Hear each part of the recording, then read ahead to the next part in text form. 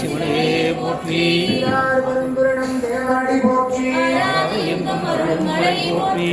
அறங்குழைந்து மெய்யரும்பி அடிவார் என்ற விளக்கு ஆவரம் என்று ஆடவல்லாராகிய ஆனந்தமா கூத்த பெருமானுடைய தனிப்பெரும் கருவினாலே திருநீரும் கட்டியும் ஐந்தருக்கு முருகா கொண்ட நாயன்மாருடைய குருவரினாலும் பெருநாயகி தலையாளராகிய சொலீஸ்வர பெருமானுடைய பதவியாலும் சுரடியார் திருக்கூட்ட பெருமக்கள் நடத்தும் 15ஆம் ஆண்டு திருவம்பாவை விழாவிலே முதல் நாள் நிகழ்வு காலை பெருமானுக்கும் தாயாருக்கும் மணிவாச பெருமானுக்கும் திருவஞ்சரம் நிறைவு செய்து அடியார்களுக்கு திருவம்பாவை காப்பணிவித்து மாலையிலே இன்று முதல் அருள் ஞான வேள்வி விழா தோன்றது. அவையிலே இவ்விழாவை பற்றி ஆண்டுதோறும் வருகின்ற ஞான வேள்வி நடாத்துகின்ற அன்பர் நமக்கு அருளுரையை வழங்குகின்ற பொழுதெல்லாம் மாயிழையுடைய பெருமை, திருவம்பாவையுடைய பெருமை, திருவாசகத்தினுடைய பெருமை, திருமுறையுடைய பெருமை உரைத்துக் கொண்டே இருக்கிறார்கள். பக்கத்துல உள்ளூர் கோயில விழா இருப்பதனால அன்பர்களுக்கு கூட்டம் கொஞ்சம் காற்று கொஞ்சம் வீசி உள்ளது. நிறைய இருப்பினும் திருவருள் முதல் நாளுக்கு யாரு கருணை செய்கிறதோ அவர்கள் உள்ளபடியே அறுவரையில ஒன்னே கொண்டு சொல்லுவாங்க, பொது சிறப்பு என்று என்னுடைய சைன்ஸ்காரர்கள் சொல்லப்படுவோம். அல்லைன்னா ஒரு காரணம் நம்ம சொல்லிடுவோம், அவர்களுக்கு தமம் இல்லை என்று. அந்த வகையில நமக்கு கிடைத்த ஒரு வாய்ப்பு ஆண்டுதோறும் நம்முடைய சைவர்களை கொண்டு செய்து உலகாரத்தின் போது நம்முடைய கும்பநாடு மட்டுமல்லாது பல பகுதிகளிலே நடாத்தி வருகின்ற சிவபூசை செல்வர் சொக்கலிங்கையாவுடைய மாணாக்கராக இருந்து பெரியவரான போன்ற அருள் நூல்களையும் திருமுறைகளை விரிவுரையாக்க சொல்கின்ற பவானி திருவாளர்களுடைய சிவத்திரு வேலுச்சாமி அவர்கள் எழுத்தருளி 15ஆம் ஆண்டுடைய முதல் நாள் நிகழ்விலே ஞான வேள்வி நிகழ்த்துள்ளார்கள். ஐயா அவர்கள் வாய்மொழிகள் பரிணாம சீர் என்ற ஒரு அருட்தலைப்பிலே ஞான வேள்வி நிகழ்த்துள்ளார்கள். நண்பர்களுக்கு ஒரு மகிழ்வான விண்ணப்பம், அவர்களுடைய அலைபேசியுடைய அழைப்பை உரைத்து வைத்துக் கொள்ளுங்கள். பதிவு செய்வதாக இருந்தாலும் சொல்லி பதிவு செய்து கொள்ளலாம். ஐயாவுடைய எல்லா ஞான வேள்வியும் தொண்டரையா அவர்கள் பதிவு செய்து அந்தந்த அழைப்புல அலைபேசியில குழு அனுப்பிடுறாங்க. அடியே போல இந்த பதிவை அப்படியே ஐயா எப்பவுமே அனுப்பிவிடுவார். அது நம்ம திருக்கூட்ட பதிவுகளும் அடியே அனுப்பிவிடுற. எனவே உங்களுடைய கவனம் அலைபேசியில பதிவு செய்யலாம், அது ஆயிரச்சா அழைப்பு குறைவா என்ற கவனம் செல்ல வேண்டாம். உங்களுக்கான பதிவு முறையாகவே பதிவு கோப்புகள் நம்முடைய திருக்கூட்ட பதிவுக்கு வந்துவிடும். உங்களுடைய நினைவூட்டலுக்காக பதிவுக்குள்ள போலாம். என்னதான் இருந்தாலும் எவ்வளவு பதிவுகளை நாம் கேட்டாலும் தெளிவு குருவின் திருவேணி காண்டல், தெளிவு குருவின் திருநாமம் செப்பல், தெளிவு குருவின் திருவார்த்தை கேட்டல், தெளிவு குரு குரு சிந்தித்த தானே. நேரடியாக பார்த்து பாடம் கேட்கும் பொழுதுதான் நமக்கு மனதுக்குள்ள போயிட்டு நாம ஒரு தனியறையில் இருந்துட்டு அலைபேசி எடுத்து அந்த பதிவுகளை பார்த்து கொண்டிருந்தால் சிந்தனை மாறுபடும், கவனம் ஒன்றுபடாது. இந்த கவனம் ஒன்றுபட்டு சிந்தனை மாறுபடவும் ஏற்கனவே தவம் நமக்கு நன்மை செய்யும். பலகால திருமுறை ஓதணும், பலகால ஓவியத்தை கேட்கணும், ஓவியவரோடு இருக்கணும், உரைப்பவரோடு நாம் இருக்கணும். இருந்தால் பார்த்தவுடனே அது பொருள் விளங்குகிற, கேட்கிறவுடனே பொருள் விளங்குகிற அறிவு நமக்கு வந்தது. நாம் படிநிலையில் இருப்பதனால எப்பொழுதுமே அருளாளர் பேசுகிற போது அமர்ந்து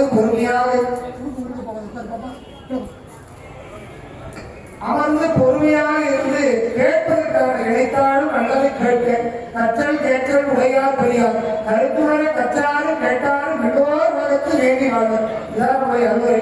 அன்பர்கள் அமைதி கொண்டு ஐயாவுடைய ஞான வேண்டியை கேட்டு உயிமாறு கேட்டுக்கொண்டு வாய்மொழிகள் பரிணாமசி என்ற தலைப்பிலே ஐயாவர்கள் ஞான வேண்டி நடாத்தி தர வேண்டுமாய் திருக்கூட்டத்துடைய அன்பு சார்பாக அவருடைய திருவடியை பணிந்து தென்னரிட்டு வணங்கி திருவிண்ணப்பம் சாதிக்கிறோம். என்னாருடைய சுவாமி போற்றி.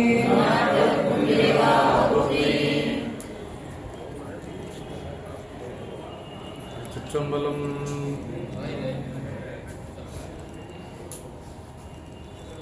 நேசம் நிறைந்த உள்ளத்தால் நீளம் நிறைந்த மணிகண்டத்து ஈசனடியார் பெருமையின் எல்லா உயரும் கொலை எடுத்து தேசமுய திருத்தொண்ட தொகைமன் பணித்த திருவாளன் வாசமலமன் கழல் வணங்க வந்த பிறப்பை வணங்குவோம். தூக்கு சீர் திருத்தொண்ட தொகைவிரி வாக்கினால் சொல்ல வல்லவிரான் எங்கள் பாக்கிய பயனாம் பதிக்குன்றை வாழ் சேக்கிழாரடி சென்னி இருத்தும். எல்லாம் வல்ல பெருமான் அருந்தரும் பன்னார்மொழி அம்படரமன் திரு நனாவுடையாருடைய திருவடிகளை வணங்கி எம்பெருமக்கள் நாயன்மாருடைய பொன்னார் திருவடி தாமர்களை மனமொழி மைகளை வணங்கி உரையாசிரியர் சிவக்கணையாவுடைய திருவடிகளை நீல நினைந்து அடியனுடைய ஞானாசிரிய பெருந்தகையார் விஜயமங்கல சொக்கலிங்கையாவுடைய திருவடிகளை மனமொழி மைகளை வணங்கி தவத்திரு தொண்டர்சீர் பரவாருடைய திருவடி தாமர்களை கரங்களை வணங்கி இங்கு எழுந்தருளி இருக்கக்கூடிய அடியார் பெருமக்களுடைய திருவடிகளை எல்லாம் மனமொழி மைகளை வணங்கி மகிழ்கிறேன். அன்பார்ந்த சிவனை சொல்லுங்களே, இந்த திருவெண்பாவை விழா 15வது ஆண்டு திருவெம்பாவை விழா பெருவிழாவிலே கலந்து கொண்டு சிறப்பிப்பதற்காக ஈரோடு மாநகரிலிருந்து இங்கே எழுந்தள்ளி இருக்கிறார்கள். சைவத்துக்கெல்லாம் நமக்கு ஒரு தாய் வீடுன்னு சொன்னால் ஈரோடு தான். அது தொண்டீஸ்வரர் கோயில் இருக்கக்கூடிய நம்முடைய அருள்நெறி திருக்கூட்டம் தான். திருக்கூட்டம் அப்படின்னாவே ரொம்ப பழமையான திருக்கூட்டம் நம்ம கொங்கு நாட்டிலேயே தொண்டீஸ்வரர் கோயில் இருக்கக்கூடிய அருள்நெறி திருக்கூட்டம் தான். ஐயா நமசிவாமி ஐயா அவர்களும் பழனிசாமி ஐயா அவர்களும் அங்கிருந்து எழுந்தள்ளி இருக்கிறார்கள். அவங்களுடைய திருவடிகளை மனமொழி மைகளை வணங்கிக் கொண்டு நல்ல ஒரு நிகழ்ச்சியை இங்கு ஏற்பாடு செய்து கொண்டிருக்கக்கூடிய நம்முடைய போற்றுதலுக்கு மரியாதைக்கு உரிய ஞானசம்பந்தம் ஐயா போதுவாமூர்த்திகளுடைய திருவடிகளை வணங்கி மற்றும் இங்கே எழுந்தள்ளி இருக்கக்கூடிய அடியார் பெருமக்கள், உடன் வந்த அடியார் பெருமக்கள் எல்லோரையும் பணிந்து வணங்கி மற்றும் இந்த முத்தூர் சிவனடியார் திருக்கூட்டத்தினுடைய அடியார் பெருமக்களை மனமொழி மைகளை வணங்கி இங்கு இந்த நிகழ்ச்சியில் கலந்து கொள்ள வந்திருக்கக்கூடிய உள்ளூர் பிரமுகராக இருக்கக்கூடிய கிருஷ்ணசாமி ஐயா கிருஷ்ணகுமார் ஐயா அவர்களையும் வணங்கி மகிழ்கின்றோம். அன்பார்ந்த சிவனேஸ்வரர்களே, இன்று முதல் நாள் நிகழ்வு. நாளையிலிருந்து பாவை நோன்பு ஆரம்பங்கிறதுனால ஒரு நாள் முன்னாடியே வச்சாலும் பரவாயில்ல, ஒரு நாள் காலதாமதமாக வைக்கக்கூடாதுங்கிற ஒரு நோக்கத்தில் ஐயா அவர்கள் மிக அற்புதமாக ஏற்பாடு செய்திருக்கிறார்கள். 10 நாள் விழா அப்படிங்கிறது 11 நாள் பண்ணலாம், ஆனால் 9 நாள் பண்ணக்கூடாது. அதுதான் ஐயாவுடைய ஒரு நோக்கமாக சாமி அவருடைய உள்ளத்திலிருந்து உணர்த்தியிருக்கிறார் என்று சொல்லி நாளை முதலாக தமிழகம் முழுக்கவே, அதாவது சதயத்திலிருந்து திருவாதிரை வரைக்கும் 10 நாட்கள் இந்த விழா நடக்கக்கூடியது. சைவத்தில் மிக சிறந்த ஒரு விழாவாக போற்றப்படுவது ஆதிரை விழா. ஞானசம்பந்த பெருமானே தன்னுடைய தேவாலயத்திலே பூம்பாவை திருப்பதிகத்தில் சொல்றார், ஆதிரையினால் காணாது போதிய பூம்பாவாய் என்று சொல்லி 10 விழாக்கள் சொல்லப்படுகிறது அந்த பதிகத்தில். அதில் ஒன்று மிகச் சிறப்பாக திருவாதிரை. அதன் பெருமாளுக்கு ரொம்ப உகந்த நட்சத்திரமாக சொல்லப்படுவது திரு ஆதிரை என்று சொல்வார். திருமாலுக்கு எப்படி திரு ஓணமோ அது மாதிரி நம்முடைய சிவபெருமானுக்கு திரு ஆதிரை.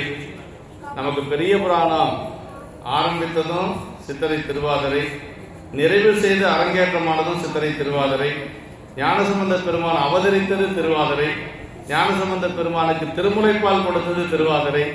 விரல்மிண்ட நாயனார் நமக்கு பெரிய புராணத்துக்கு மூலமாக இருக்கக்கூடிய திருத்தொண்ட தொகை அருள்வதற்கு காரணமாக இருந்தவர் விரல்மிண்ட நாயனார். அவர் அவதரித்ததும் திருவாதிரை, சித்திரை திருவாதிரை. இப்படி பல பெருமைகளை உள்ளடக்கியது சித்திரை திருவாதிரை நட்சத்திரம். அந்த வகையிலே இன்று இந்த விழாவிலே அடியனுக்கு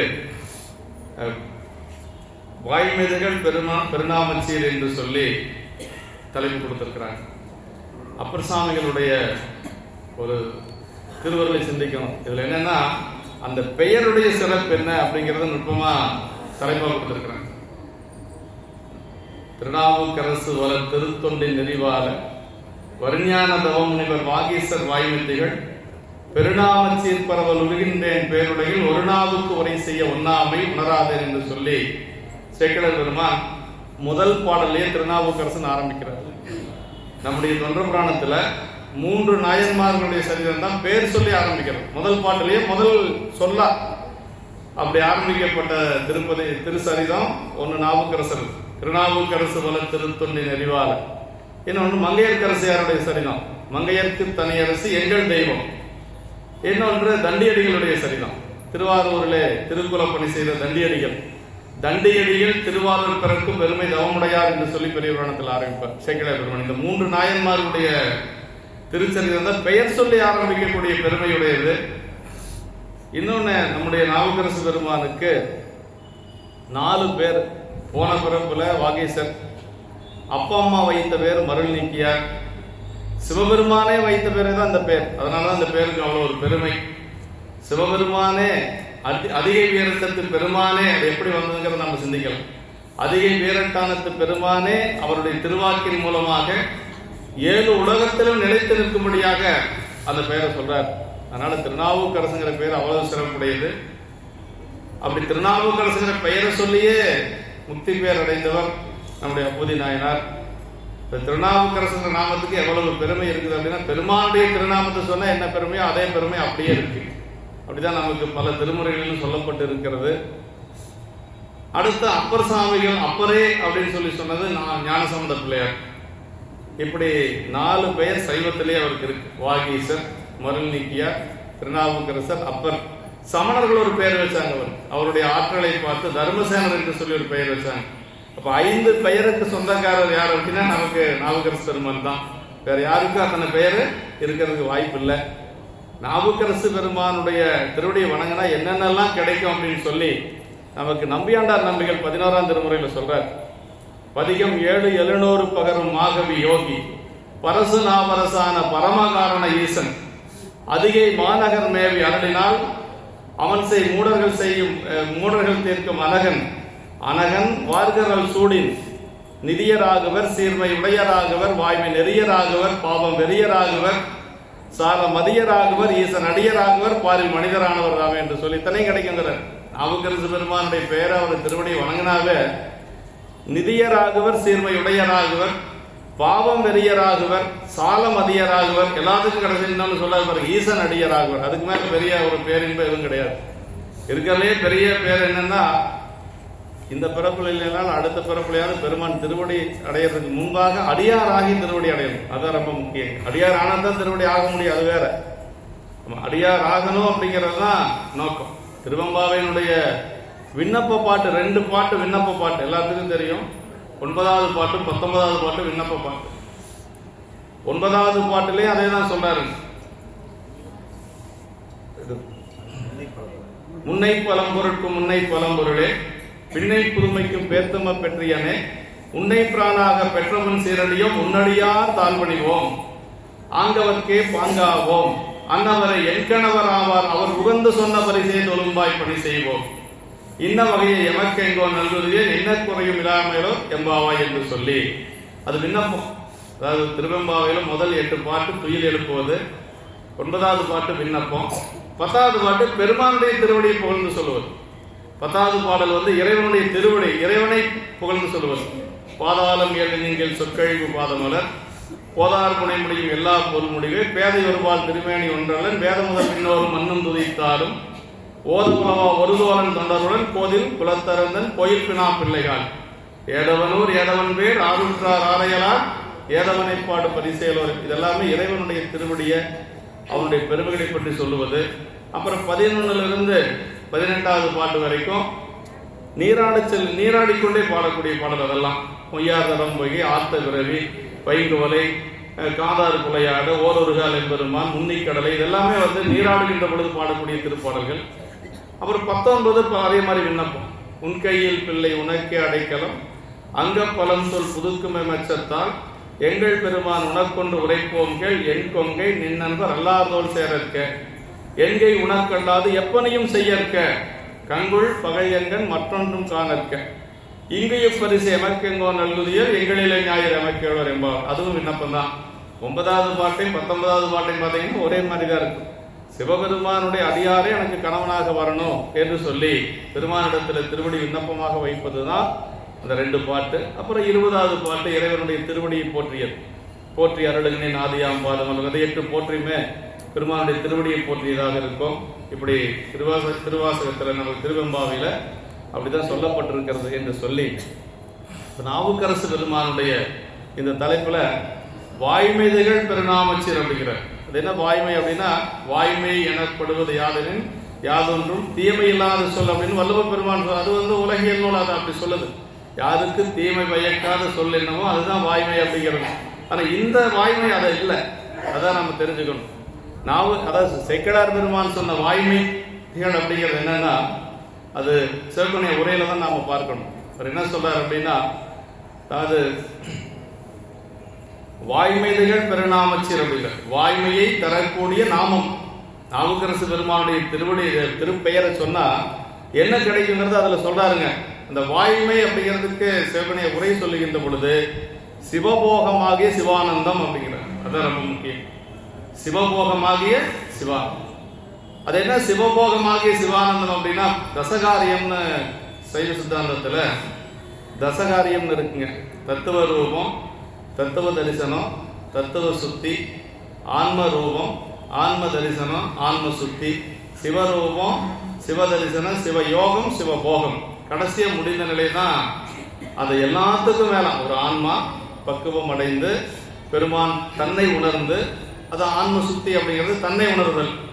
அப்புறம் சிவரூபம் இதெல்லாம் பெருமானை உணர்வது. பெருமானை உணர்ந்து அந்த பெருமானுடைய திருவடியிலேயே லயித்திருக்கக்கூடிய நிலை தான் சிவபோகம் என்று சொல்லுவது. அதுக்கு மேல ஒன்றும் கிடையாது. சுந்தரமூர்த்தி சாமிகளுடைய வரலாற்றில் வெள்ளானை சருக்கத்தில் இந்த சிவபோகம் அப்படிங்கிறது வருது. எங்க வருது அப்படின்னு 2வது பாட்டில் வருதுங்க. அவரு திருவஞ்சைக்குளம் போறார்.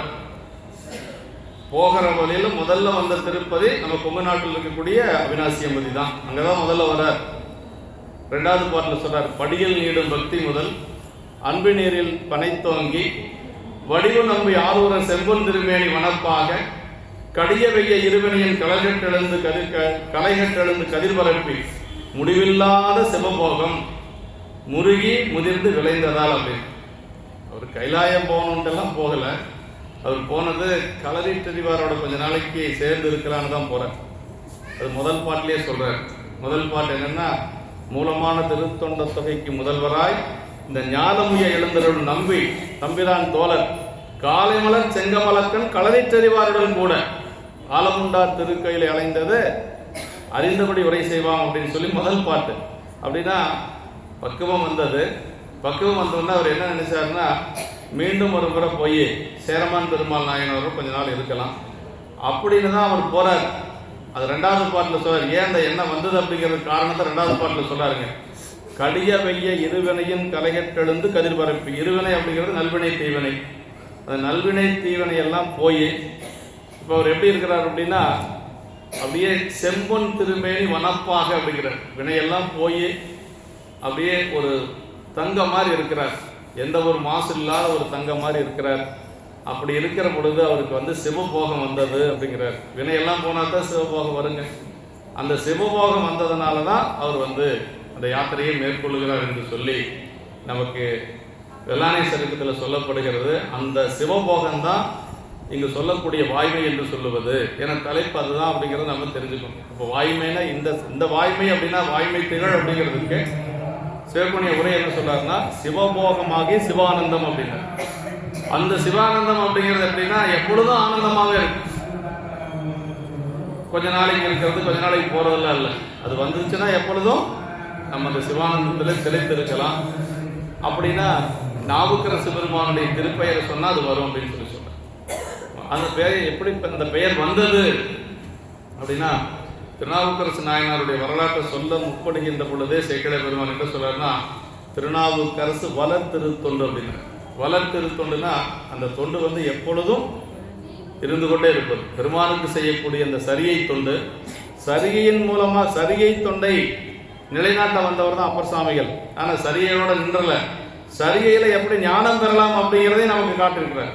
ஏன்னா ஞானம் இல்லைன்னா முக்தி கிடையாது. ஒரு சிலர் என்ன சொல்றாங்கன்னா, பெரியவங்க எப்படி பேசிட்டு போயிடுறாங்கன்னா, சரியைக்கு நாவுக்கரசு பெருமாள், கிரியைக்கு சுந்தரர் இந்த ஞானசம்பந்த பெருமாள், சரியைக்கு அப்பர் சாமிகள் நாவுக்கரசர், கிரியைக்கு ஞானசம்பந்த பெருமாள், யோகத்துக்கு சுந்தரர், ஞானத்துக்கு மணிமாசகர். அப்படின்னா மற்ற 3 பேரும் ஞானமே அடையலையா? ஞானம் அடையலைன்னா முக்தி கிடையாது. சைவத்துல தெளிவா இருக்கு. நம்முடைய புராணத்துல ஞானசம்பந்த பெருமான் புராணத்துல என்ன சொல்றாருன்னா, மதுரையம்பதி வருகின்ற பொழுது அவரை பார்க்கிற பொழுது மங்கையர்க்கரசியாருக்கு குலச்சியாருக்கு எப்படி தெரியுது அப்படின்னா, ஞானத்தின் திருவுருவை, நான்மறையின் தனித்துணையை, வானத்தின் மிசையன்றி மண்ணில் வளர் மதி குழந்தை, தேனக்க மலர்கொன்றை செஞ்சடையார் சீர்தொடுக்கும் கானத்தின் எடுபரப்பை கண்களிப்ப கண்டார்கள் அப்படின்னார். அப்படின்னா ஞானத்தின் திருவுருவை அப்படிங்கிறார். அதே அந்த நல்லூர் பெருமணத்துல அந்த ஜோதியில கலக்கின்ற பொழுது அப்ப என்ன சொன்னார்னா சேக்கிழார் பெருமான், ஞானமே நெறிதான் யாருக்கும் நமச்சிவாய சொல்லாம் என்று ஆன சொல் நமச்சிவாய திருப்பதிகத்தை அங்கன் வானமும் நிலனும் கேட்க அருள் செய்து இம்மனத்தில் வந்தோர் ஈனமாம் பிறவிதேற யாவரும் புகழ் என்றார் அப்படின்னார். அப்படின்னா ஞானம் பெற்று தான் அவர் போயிருக்கிறார். அவர் மட்டுமல்ல, அந்த திருமணத்திலே கலந்து கொண்ட அத்துணை பேரும் ஞானம் பெற்று தான் போறாங்க. அங்கதான் அப்பதான் வந்து காதலாகி கசிந்து கண்ணீர் மழ்கி ஓதுவார் தம்மை நன்னெறிக்கு வைப்பது வேதம் நான்கிழ மெய்ப்பொருளாவது என்று சொல்லக்கூடிய அந்த திருப்பதிகத்தை அங்கதான் பாடுறார். எல்லாரும் கூட பாடுறாங்க.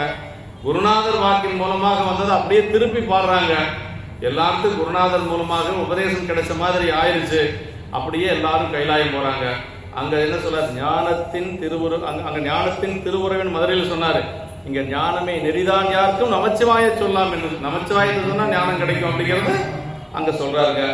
அப்புறம் சரி, அடுத்து நாவுக்கரசு பெருமான் எடுத்துட்டோம்னா அவர் சரியை சரியை சரியைன்னு நம்ம சொல்லிட்டு இருக்கிறோம். ஆனா சரியையில் ஞானம், ஞானம் எப்படின்னா சரியில் சரியை, சரியல் கிரியை, சரியல் யோகம், சரியல் ஞானம். அவர் பெற்றது ஞானங்க. அது எங்க சொல்றாரு அப்படின்னா, அதான் கடைசி திருப்பதியத்துல அந்த மண்முதலாம் உலகத்த மண்ணு திரு தாண்டகத்தை புண்ணியா உன்னடிக்கு போதுகின்றேன் என புகன்று நன்னறிய சிவானந்தத்தை ஞான வடிவே ஆகி அன்னலார் சேவடிக்கில் ஆண்டரச அமர்ந்திருந்தார் அப்படின்னா. அப்ப என்ன, நன்னறிய சிவானந்தத்தை ஞான வடிவே ஆகி அப்படின்ற. அப்ப ஞானம் இல்லைன்னா முக்தி இல்லை சைவத்தில். அது ரொம்ப ரொம்ப முக்கியங்க. அப்ப அவரும் ஞானம் பெற்றுதான் பெருமான் திருவடிக்கு போயிருக்கிறார். அப்பர் சாமிகள் அப்படிங்கிறது நமக்கு தெளிவா சேக்கிழார் பெருமான் குறிப்பிட்டிருக்கிறார். நம்பிக்கைகளை பற்றி சொல்லுகின்றது இப்ப சொன்னதுதான். முடிவில்லாத சிவபாகம் முருகி முதிர்ந்து விளைந்ததால் அப்படின்னார். அப்ப அந்த நாவுக்கரசு பெருமானுடைய அந்த சரீரத்துல திருநாவுக்கரசு வளர்த்திருத்தொண்டை நெறிவாளன் வருஞான தவ முனிவர் வாகீசர் வாய்மைகள் பெருநாமச்சீர் அப்படின்னு. அப்படின்னா அந்த வாய்மை என்று சொல்லுவது நமக்கு முக்தி பேற்றை கொடுக்கக்கூடிய அந்த சிவபோகத்தை கொடுக்கக்கூடிய பெயர், அந்த பெயர் என்று சொல்றார். அப்படி அந்த பெயரை சொல்லுவதற்கு கடைசி சொன்னாரு, ஒரு நாள் போதாது அப்படிங்கிறார். அதான் வாய்மைகள் பெருநாம சீர்பரவல் உருகின்றேன் பேருலகில் ஒரு நாவுக்கு உரை செய்ய ஒண்ணாமை உணராதேன் அப்படின்னு. அப்படின்னா அந்த பெயருடைய பெருமையை சொல்லுவதற்கு, அவர் செய்த தொண்டை சொல்லுவதற்கு ஒரு நாள் போதாது அப்படின்னு சொல்றாரு. அதுக்கு என்ன ரெண்டு பொருள் சொல்வார் சிவப்புனிய உரையில. ஒரு நாள் போதாது, ஒரு நாவினாலும் சொல்ல முடியாது. வேற என்னால் மட்டுமல்ல, வேற யாராலையும் சொல்ல முடியாது.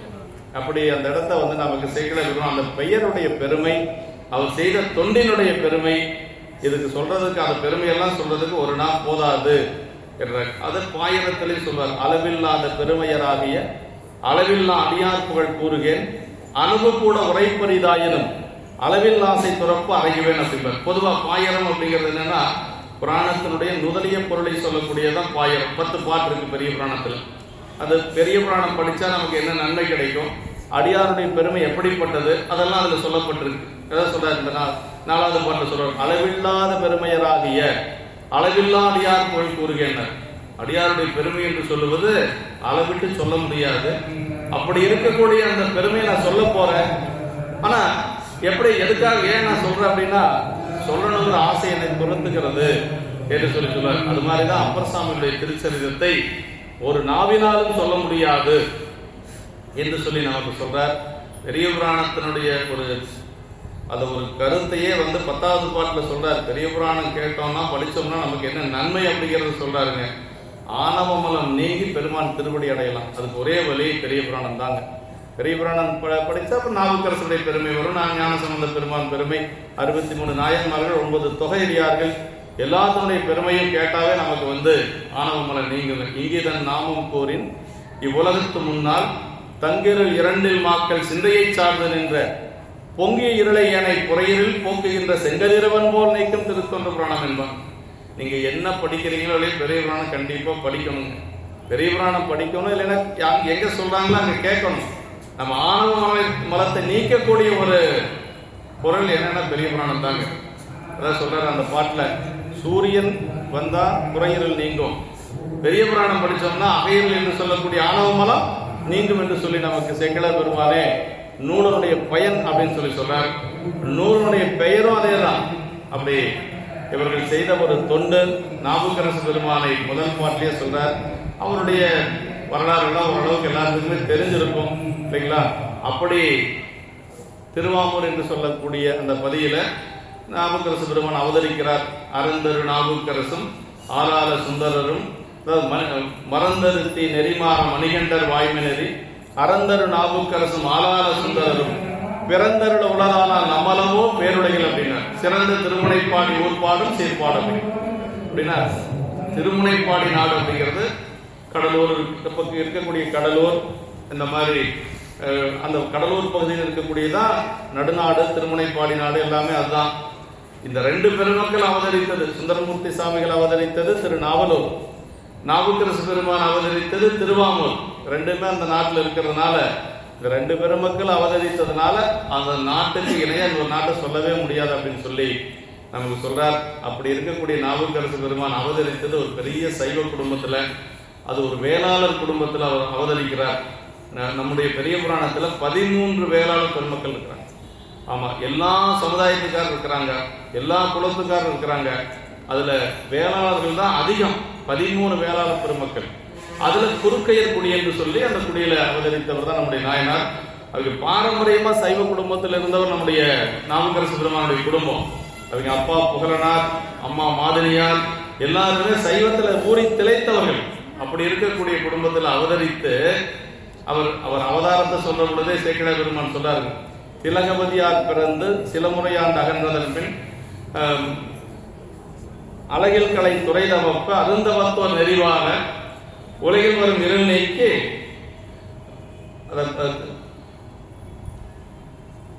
மருள் நீக்கியார் அவதரித்தார் அப்படின்னு சொல்லி சொல்றார். மருள் நீக்கியார் அவதாரமானதே அந்த பாட்டுல சொல்றார். மருள் நீக்கியார் அவதாரமாயி திலகவதியார் பிறந்து சில முறையாண்டு அகன்றதன் பின் அப்படிங்கிறார். திலகவதி அம்மா தான் மூத்தவங்க, இவர் இளைய பிள்ளை. அப்படி ஒரு சைவ குடும்பத்துல பிறந்து அதே மாதிரி சின்ன வயசுலயே அப்பா அம்மா 2 பேரும் போயிடுறாங்க. அதெல்லாம் சரீரத்துல ரொம்ப விரிவா சொல்லப்பட்டிருக்கு. அப்பா புகழனார் பிணிகுலன்று விண்ணுலகை சென்றடைந்தார் அப்படிம்பாரு. அது கூட ஒரு அமங்கல சொல் எதுவும் இருக்க. அப்படி அப்பா இறந்த உடனே அம்மா என்ன செஞ்சாங்களாம், கற்புடைய மாதிரியார் கணவனாருடன் சென்றார் அப்படிம்பார். அதாவது என்ன சொல்லுவாருன்னா, அதாவது சுற்றத்தார்களையும் மக்களையும் துகளாகவே நினைத்து அப்படிம்பார் சேக்கிழார் பெருமான். மாதினியார் என்ன செஞ்சாங்கன்னா, கணவன் போனதுக்கு பிறகு தனக்கு 2 குழந்தை இருக்குது, மகனும் மகள் இருக்கிறாங்க. அதனால அதெல்லாம் ஒரு பொருளாக கருதல, கணவனோடவே சென்று விடுவது என்று சொல்லி இப்படி முடிவெடுத்து போயிடுறாங்க. அதற்கு பிறகு திலகவதி அம்மாவுக்கு 12 வயசு, மனம் பேசி முடிக்கிறாங்க. மனம் பேசி முடிக்கப்பட்ட கணவனாக வரக்கூடிய கலிப்பகையாரும் போருக்கு போய் இறந்து போயிடுறார். பொறுவாரும் போர்க்களத்தில் உயிர் கொடுத்து பலி கொண்டார் அப்படிம்பார், உயிர் கொடுத்து புகழ் கொண்டார் அப்படிம்பார். இப்படி எல்லாமே தொடர் சின்ன வயசுல எல்லாம் போயிடுறாங்க. அதற்கு பிறகு அப்பர் சாமிகள் என்ன செஞ்சார் அப்படின்னா, சைவத்திலிருந்து என்ன பண்றாரு, எல்லா நூல்களையும் படிக்கிறாரு. எல்லா நூல்களையும் படிச்ச நாவுக்கரசு பெருமானுக்கு சமணம் தான் கொஞ்சம் உயிர் கொலை இல்லை அப்படிங்கிறது அவருக்கு சமணத்துல தெரியுது. சைவத்துல இல்லாம தான் இருக்கு, ஆனா சமணம் தான் அவருடைய அறிவுக்கு எட்டியது. அப்பதான் சேக்கிழார் பெருமான் சொல்றார், நில்லா உலக இயல்பு கண்டு நிலையா வாழ்க்கை அல்லேன் என்று அறத் தொடர்ந்து சமயங்களானவற்றை நல்லாறு தெரிந்துணர நம்பர் அருளாமையினால் கொல்லாமை மறைந்துரையும் அவன் சமயம் குறுகுவார் அப்படின்னா. அதாவது ஏன் அவர் சமணத்துக்கு போனார் அப்படிங்கிறது அந்த ஒரே இடத்துல தான் சேக்கிழார் பெருமான் சொல்றார். நமக்கு என்ன காரணம் அப்படின்னா, நம்பர் அருளாமையினால் அப்படின்னா ஒரே காரணம், பெருமானுடைய திருவருள் வாய்க்க பெறல. யாரா இருந்தாலும் சைவத்துல பணி செய்யறது அப்படின்னா சிவபெருமானுடைய திருவருள் இல்லைன்னா நம்ம பணி செய்ய முடியாது. வேற எந்த சமயத்துல வேணாலும் நம்ம பணி செய்யலாம். சைவத்துல நிரந்தரமா பணி செய்யணும்னா பெருமாள் திருவருள் கண்டிப்பா வேணும் அப்படின்னு சொல்லி சொல்றார். அதற்கு பிறகு போய் நீண்ட நாட்கள் கழித்து திலகவதி அம்மா பலமுறை விண்ணப்பம் வைத்ததற்கு பிறகு அதான் சொல்லுவார், தூண்டுதவ விளக்கணையார் சுடரொளியை தொழுது என்னை ஆண்டருடும் நீராகில் அடியேன் பின் வந்தவனை ஈண்டு வினை பரசமய குளிரின்று எடுத்தாள வேண்டும் என பலமுறையும் விண்ணப்பம் வைத்தார் அப்படிம்பார். அதாவது 2 பேரும் தம்பிக்காகத்தான் அக்கா உயிர் வாழ்றாங்க. ஆனா தம்பி என்ன பண்றாரு அப்படின்னா சமணத்துக்கு போயிடுறார். அதற்கு பிறகு நீண்ட நாள் கழித்து பெருமாட்டு திருமணி விண்ணப்பமாக வைத்து சூளை நோயோட வர்றார். சரித்து கொஞ்சம் நான் வேகமா சொல்லிக்கிறேன்.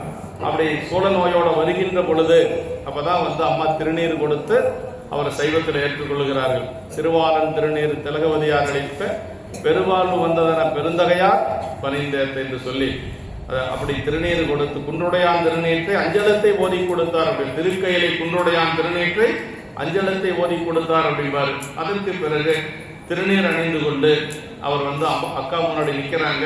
அப்பதான் அக்கா என்ன சொல்றாங்க அப்படின்னா, அதாவது பற்றறுப்பார் தமை பணிந்து பணி செய்வீர் என பணி கற்றை வேணியர் அருளே காணுவது பற்றறுப்பார் தமை பணிந்து பணி செய்வீர் என பணித்தார் அப்படின்னார். சிவபெருமானுடைய திருவடி வழங்கி கொண்டு போய் பணி செய்ய நீண்ட நாள் கழித்து தம்பி வயிற்று வழியோட வந்திருக்கிறார். ஆனா ஒரு கையில விளக்கு மாத்தம் கொடுத்து தோண்டிய கொடுத்து என்ன செஞ்சாங்களாம், கற்றை வேணியர்களே காணுவது பற்றறுப்பார் தமை பணிந்து பணி செய்வீர் என பணித்தார் என்று சொல்லி அப்படி போய் கோயில போய் பணி செய்து கொண்டே அவரு அப்பதான் இந்த பதிகத்தை பாடிக்கொண்டே பணி செய்கிறார். நம்ம கூற்றாயினமாறு விளக்ககளில் கொடுமை போல செய்தன நானறியேன் என்று சொல்லக்கூடிய திருப்பதிகத்தை அப்படியே பாடிக்கொண்டே பணி செய்கிறார். அந்த பதிகம் பாடி முடிக்கிறார். அந்த சோலை நோய் நீங்குகிறது. சோலை நோய் நீங்கிய உடனே சாமி என்ன பண்ணார்னா, இப்பதான் அந்த திருநாவுக்கரசுங்கிற பட்டத்தை கொடுக்கிறார். அது வரைக்கும் அவருடைய பெயர் என்னன்னா மருள்நீங்கியார். இப்பதான் சாமி என்ன பண்றார் அப்படின்னா, அப்படி அசரீரியா சொல்றார். அசரீரியாக பாவுற்றளர் செந்தமிழின் சொல்வள பதிகத்தொடை பாடிய பான்மையினால் நாவுக்கரசு என்னும் நல்ல நாமம் உலகு ஏழிலும் நயப்புற மன்னுக அப்படின்னா. திருநாவுக்கரசுங்கிற பெயர் எப்படி வந்தது அப்படின்னா இப்படித்தான் வந்தது. திருநாவுக்கரசனுடைய திருநாமம் வந்ததுக்கு காரணம் சிவபெருமானுடைய திருவருள். அந்த பதிகம் முதல் பதிகம் பாடுறார். முதல் ஒரு பதிகம் பாடின உடனேயே நாவுக்கரசு பெருமான் என்று சொல்லி சிவபெருமானே அப்படி அசரீரியாக அந்த பெயரை சொல்லுகிறார். அன்று முதல் அவர் திருநாவுக்கரசர். மருள் நீக்கியார் அப்பா அம்மா வச்ச பேர் அதோட முடிஞ்சு போச்சு. இப்போ அதிலிருந்து இனிமேல் அவர் திருநாவுக்கரசர் என்ற பெயரோடு தாங்கி அப்படியே பணிகளை எல்லாம் செய்து கொண்டு வருகிறார். திருநாவுக்கரசு அப்படின்னா சிவபெருமானுடைய அஞ்செழுத்து சொல்லுவதற்கு சமங்க. அதுக்கு பேர் ஆச்சாரிய பஞ்சாக்கரன்னு பேர். ஆமா, நாவுக்கரசுன்னு எழுதி பாருங்க, புள்ளி வச்சு எடுத்துருங்க. நாவுக்கரசு, ஞானசம்பந்தர், நம்பி ஆரூரர், மணிவாசகர், மாணிக்கவாசகர், மணிவாசகர், இது எல்லாமே உங்களுக்கு எத்தனை எழுத்து வரும்னா 5 எழுத்தா வரும். 5 எழுத்தா வரும். அது எழுதி வச்செல்லாம் அவங்க அப்பா அம்மா பேர் வைக்கல. பெருமானுடைய திருவருள் 5 எழுத்து சொன்னா என்ன நன்மையோ அதே நன்மை இந்த பெயர்களுக்கு உண்டுங்க. ஞானசம்பந்த பெருமானுடைய வரலாற்று ஒரு இடம் சொல்லணும்னா, மதுரையம்பதியில பூன்பாண்டியன் அப்படியே வெப்பு நோயால ரொம்ப மூச்சிட்டு கிடைப்பார். வெப்பு நோய் ரொம்ப அவர் முடியாம அப்படி உணர்வற்ற நிலையில இருப்பார். அப்படி இருக்கிற பொழுது சமணர்கள் எல்லாம் என்னென்னமோ செய்வாங்க. அவங்க மந்திரம் எல்லாம் போட்டு அவரை உயிர்ப்பிப்பதற்காக முயற்சி பண்ணுவாங்க.